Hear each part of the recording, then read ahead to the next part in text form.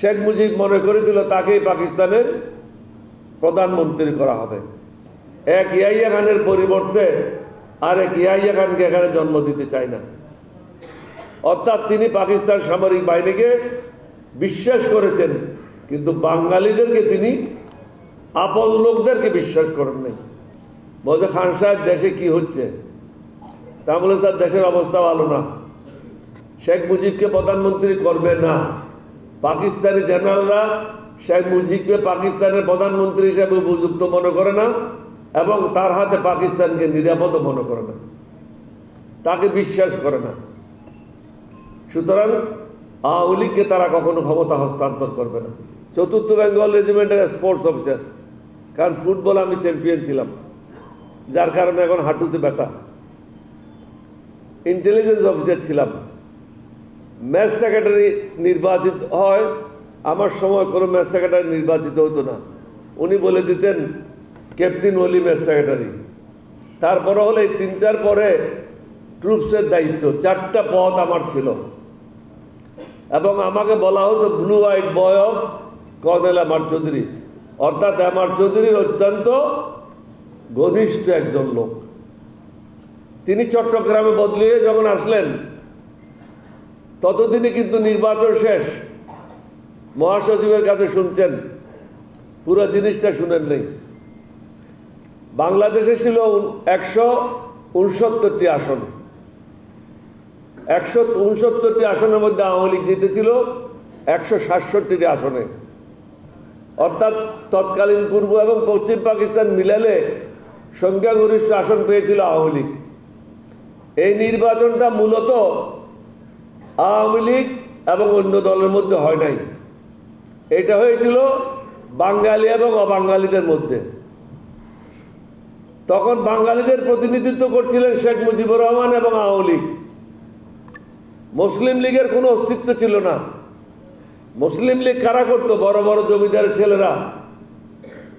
তখন কিন্তু এই জমিদারের ছেলেরা রাজনীতি করতে গিয়ে অনেকে পথের ভিখারি হয়েছে। এখন কিন্তু রাজনীতি করলে কোটিপতি হওয়া যায়, শত কোটির মালিক হওয়া যায়। এটাই হলো পার্থক্য। মুসলিম লীগের কোনো অস্তিত্ব ছিল না তৎকালীন পূর্ব পাকিস্তানে। তারা 2টা আসন লাভ করে। স্বাভাবিক কারণেই শেখ মুজিব মনে করেছিল তাকেই পাকিস্তানের প্রধানমন্ত্রী করা হবে। কিন্তু আমরা যারা কাছ থেকে পাকিস্তানকে দেখেছি, আমি জীবনের যৌবনের 12টা বছর পাকিস্তানে কাটিয়েছি। করাচি বিশ্ববিদ্যালয়ের ছাত্র ছিলাম, ন্যাশনাল কলেজ করাচি লেখাপড়া করেছি, চাকরি করেছি। তাদের ঘৃণা আমাদের প্রতি, তাদের যে বৈষম্য, এটা কোনো ভাষায় প্রকাশ করার মতো না। এখনকার যেটা বৈষম্য, এই বৈষম্য না, এর থেকে কয়েক হাজার গুণ বেশি বৈষম্য ছিল। সুতরাং সব কিছু মিলে আমরা চিন্তা করলাম, এখন যদি বাংলাদেশকে স্বাধীন করা না যায়, বাংলাদেশ আর কখনো দাঁড়াতে পারবে না। কর্নেল এমআর চৌধুরী উনি আমাকে একদিন সন্ধ্যার সময় চট্টগ্রাম সেনানিবাসে ওনার বাসায় চার দাওয়াত দিলেন। আমি ওনার বাসায় গেলাম। কোনো ভূমিকার প্রয়োজন ছিল না, কারণ একজন আরেকজনের সাথে খুবই ঘনিষ্ঠ সম্পর্ক। আমার সম্বন্ধে উনি জানতেন, আমি ওনার সম্বন্ধে জানতাম। উনি সোজাই বলে উঠলেন, উনি আমাকে খান সাহেব ডাকতেন, কারণ পাকিস্তানের প্রসিদ্ধ রাজনীতিবিদ ছিল ওলি খান, ওই জন্য উনি ওই নামে আমাকে ওলি খান ডাকতেন। বলছে খান সাহেব দেশে কি হচ্ছে? তা বলে স্যার দেশের অবস্থা ভালো না, শেখ মুজিবকে প্রধানমন্ত্রী করবে না। পাকিস্তানি জেনারেলরা শেখ মুজিবকে পাকিস্তানের প্রধানমন্ত্রী হিসেবে উপযুক্ত মনে করে না এবং তার হাতে পাকিস্তানকে নিরাপদ মনে করে না, তাকে বিশ্বাস করে না। সুতরাং আওয়ামী লীগকে তারা কখনো ক্ষমতা হস্তান্তর করবে না। তখন উনি বললেন কি করণীয়? তা আমাদের স্যার এই সময় উপযুক্ত সময়, পাকিস্তানের বিরুদ্ধে রুখে দাঁড়াতে হবে। বলতে রুখে দাঁড়ানো মানে কি? আমাদের বিদ্রোহ করতে হবে, কারণ এখন আমাদের 5টা বেঙ্গল রেজিমেন্ট আছে, 4 বেঙ্গল রেজিমেন্ট ওই সময় কুমিল্লা থেকে ব্রাহ্মণবাড়িয়ায় ট্রেনিংয়ের জন্য গিয়েছিল।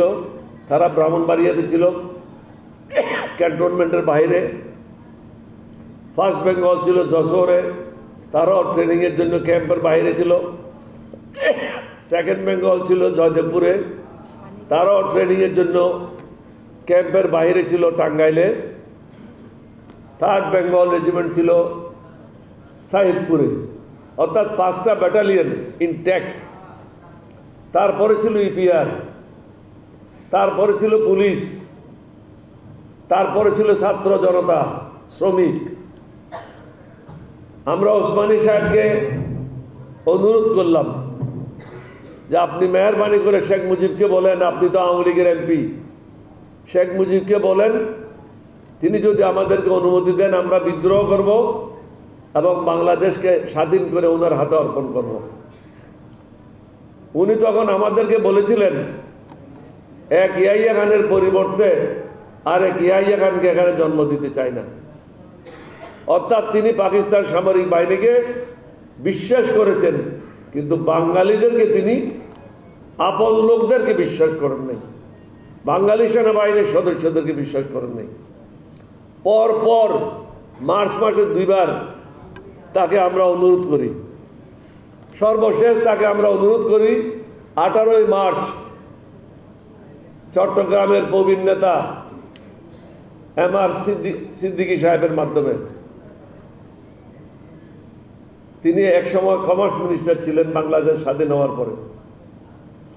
তার মাধ্যমে অনুরোধ করে তিনি ফিরে যাওয়ার পথে মিরেশ্বরীতে নিজামপুর কলেজের সামনে অ্যাক্সিডেন্ট করে গভীর রাতে তিনি ফিরে যান। তিনি আমাদেরকে বলেন বঙ্গবন্ধু শেখ মুজিবুর রহমান রাজি হন নাই, তিনি আপনাদেরকে বিশ্বাস করেন না, তিনি পাকিস্তানের প্রধানমন্ত্রী হবেন। কয়েকদিন পরে তিনি পাকিস্তানিদের সাথে আলাপ আলোচনায় বসবেন।